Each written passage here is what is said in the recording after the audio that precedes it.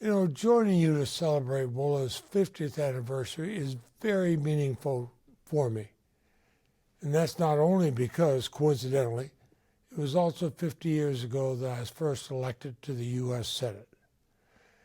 This is an extraordinary milestone for WOLA, but it's also a time when democracy and human rights are still under grave threat in many Latin American countries.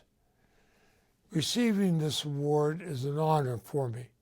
Throughout my Senate career, WOLA was an indispensable and trusted partner in combating corruption, violations of human rights, and impunity in Latin America. I knew I could rely on the integrity of WOLA's research and reporting, and that made its advocacy so effective.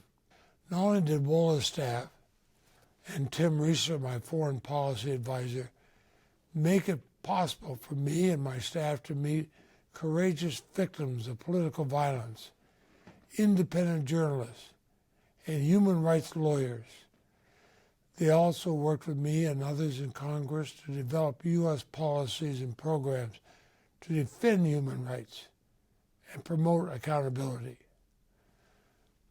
Some of my earliest forays into human rights as a U.S. Senator were during the armed conflicts in Guatemala, El Salvador, and Nicaragua.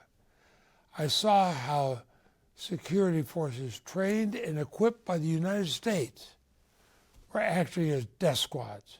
They were arresting, torturing, summarily executing anyone deemed to be subversive, whose only so-called crime was to speak out against the military's abuse.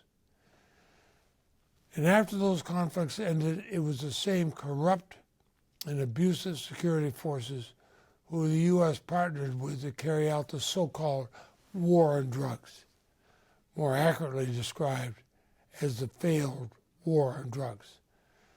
That was when I wrote the Leahy Law to try to rein in our assistance. The Leahy Law has become institutionalized in ways I never would have predicted, but we also know that we cannot leave it to the State Department alone. The Leahy Law depends on each of us, working to ensure that it's enforced and strengthened. You know, it's one thing to speak out in defense of human rights and in support of human rights defenders. That's essential. But we need to use our leverage to hold accountable governments that abuse their authority, something we in the United States do too reluctantly. At a time when democracy and the independence of the judiciary are under assault in our own country, and authoritarians that manipulate elections and the courts are gaining support in Latin America, WOLA's mission is as relevant and necessary as it's ever been during the 50 years. You have so much to be proud of. You brought so many brave human rights defenders to Washington so we could hear their stories firsthand.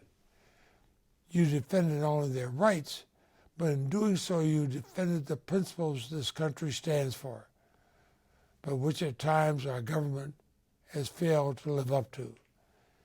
You set an example that inspired me and so many others.